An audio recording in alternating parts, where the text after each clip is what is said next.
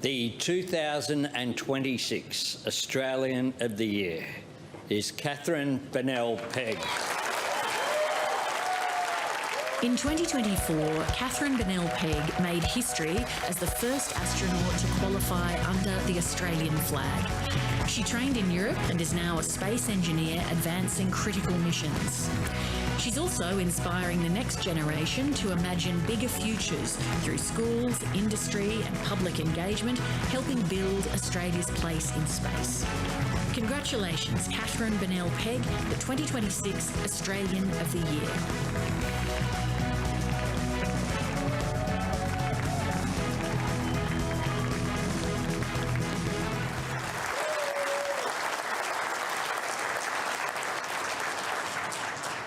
Thank you so much for this incredible honour. I'm meant to be someone that's calm in extreme circumstances, but this is testing every skill that I have because of the deep, deep honour that it is. However, this incredible honour isn't mine alone. It belongs also to all of those that have helped to build Australia's space sector, to the Australian Space Agency, to all that have educated me and encouraged me, and especially to my family. Thank you.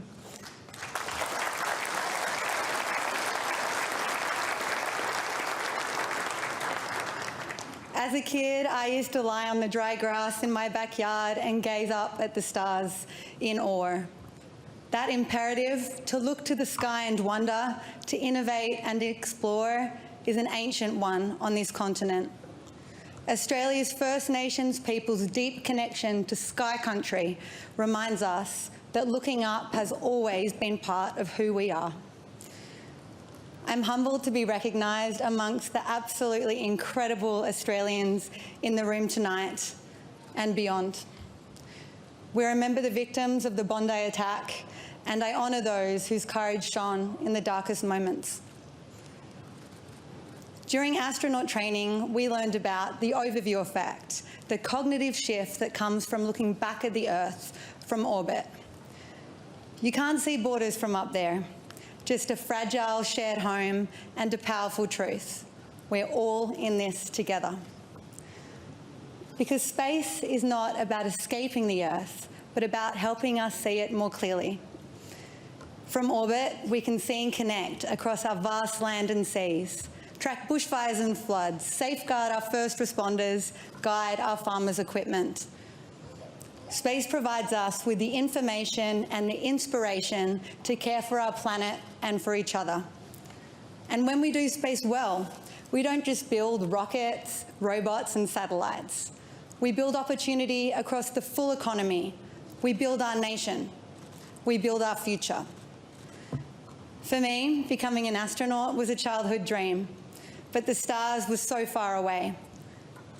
I grew up inspired by Paul Scully-Power and Andy Thomas, incredible Australians who had been to space before, but representing other nations. So at the Astronaut Centre, when I received my blue flight suit, and right there, bright on the left shoulder, was the Australian flag, it was quite emotional because it marked something so much greater than myself. It said that the door has opened for Australia to take our place at the forefront of human endeavour. A chance to collaborate with other nations at the cutting edge of the cutting edge, showcase what we're made of, and access the collective discoveries and benefits that all involved countries will make. And it gave me hope. Hope that one day more Aussie flags on spacesuits will follow. It's pinch me stuff to be qualified for missions to the space station, even the moon. And I'm so grateful to the Australian Government and the Department of Industry, Science and Resources for supporting my training, for recognising the immense benefits of this opportunity for Australia, and for taking this first visionary step. I also thank Defence for helping me keep match fit for space, because human spaceflight is not about prestige, but purpose. Astronauts are scientists in the sky in service of their nation, just a visible part of a much bigger team on the ground, a team that includes every sector and every occupation. Astronauts go up there to make discoveries we can't make down here with the atmosphere and gravity in the way, that span every field, like creating drought-tolerant crops, manufacturing new medicines, conducting experiments that reach into the heart of every classroom, getting kids off devices and amazed by the world around them and the role that they can play in it. But far greater than the promise of technical breakthroughs is the unlocking of the aspiration of our young people. Speaking with people, especially young people, far and wide across the country this past year, I felt how, beyond the flag on my shoulder, that I carry the hopes of so many. Yet, so many Australians are stepping away from STEM before they see what they're capable of. We are leaving too much talent on the launch pad. For Australia to be able to influence and to contribute to addressing the global issues of the next years, the next century, we need every curious mind engaged, regardless of gender, of background, or of postcode.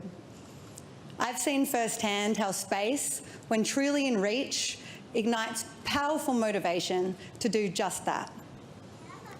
A wonderful part of our culture, I think, is how we give it a go in sports, even if we're the weakest on the field. But when it comes to maths and science, if we're not top of the class or we don't fit the stereotype, we often shy away. We're even encouraged away. So if I may be allowed another dream beyond being an astronaut, it's this: that we bring that same give-it-a-go spirit from the sports field to the STEM fields, backing each other and ourselves with the trust that we can do hard, important things. Imagine what more we would discover, what great problems we would solve, how our horizons would expand. Now, I've not been to space yet, but I accept this recognition very gratefully as a mission of a different kind, to help open doors to space, to STEM, and to help others to see further.